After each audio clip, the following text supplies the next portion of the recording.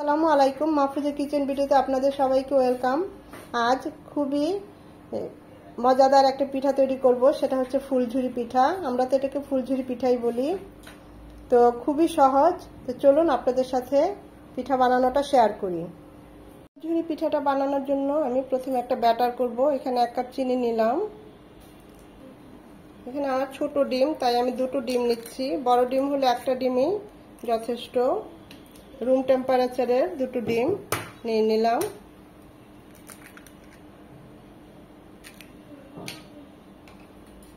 এখন এগুলোটাকে চিনিটাকে ডিমের সাথে হ্যান্ড মিক্সচার দিয়ে খুব ভালোভাবে মিশিয়ে নিতে হবে, যতক্ষণ না চিনিটা গুলে যায়। চিনিটাকে খুব ভালোভাবে মিশিয়ে নিতে হবে। এখানে আমি 1 কাপ চিনি দিয়েছি, আপনাদের পছন্দ অনুযায়ী আর একটু বাড়িয়ে কমিয়ে নিতে পারেন। এটা একটু হালকা মিষ্টি হলে এই পিঠাটা ভালো হয়।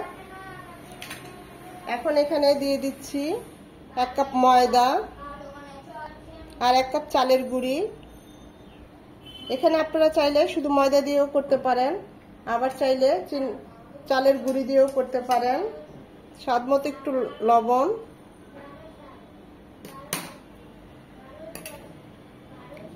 দু চামচ শুকনো গুঁড়ো দুধ। এতে পিঠাটা খুব টেস্টি হবে। এখন এগুলো খুব ভালোভাবে আমি 1/2 কাপ লিকুইড দুধ খুব ভালো করে জাল করে নিয়েছি, ঘন করে নিয়েছি। যতটুকু দরকার ঠিক ততটুকু দেব। দেখি কতটুকু লাগে। ব্যাটারটা একদম পাতলাও হবে না, আবার একদম ঘনও হবে না।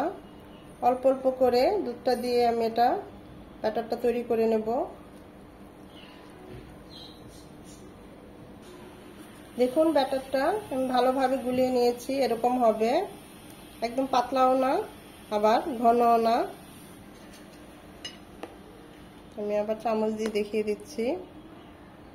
এখানে আমি লিকুইড দুধ ইউজ করেছি, আমার পুরো 1/2 কাপ দুধই লেগেছে। আপনারা চাইলে দুধের পরিবর্তে পানিও ইউজ করতে পারেন। এখন এটাকে রেস্টে রাখবো, মিনিমাম 30 মিনিট রেস্টে থাকবে, তাহলে পিঠাটা খুব সুন্দর হবে। এখানে একটা কড়াই আমি ডুবো তেল দিয়েছি অনেকখানি। সেখানে দেখুন এরকম একটা ছাঁচ নিয়েছি। যে কোনো বাজারে, মার্কেটে, ছোট বড় সব ধরনের মার্কেটে এরকম ছাঁচ পাওয়া যায়।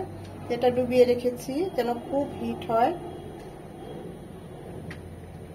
তেলটাও গরম হবে, এটাও গরম হবে, কারণ এটা ভালোভাবে গরম হলে আমাদের পিঠাটা উঠবে। এভাবে তেলটা ছেঁকে নিতে হবে।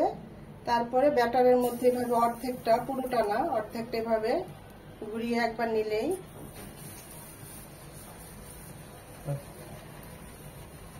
একদম ডার্ক করবেন না, এরকম হালকা কালার হলেই পিঠাটা উঠিয়ে নেব আমরা, কারণ এটা ঠান্ডা হতে হতে আরেকটু ডার্ক হয়ে যাবে।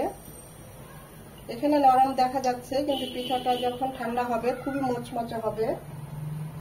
এরকম একটু ঝাঁকা দিলেই দেখবেন পিঠাটা খুলে গিয়েছে। তারপর এরকম ছাঁচটা তেলের মধ্যে ডুবিয়ে রাখতে হবে, তা না হলে ছাঁচটা আবার ঠান্ডা হয়ে যাবে।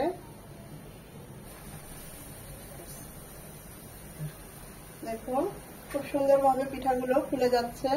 এভাবে আমি সবগুলো পিঠা বানিয়ে নেব। এরকম হালকা কালার হলেই আমরা উঠিয়ে ফেলবো, কারণ এটা ঠান্ডা হতে হতে আরো ডার্ক হবে।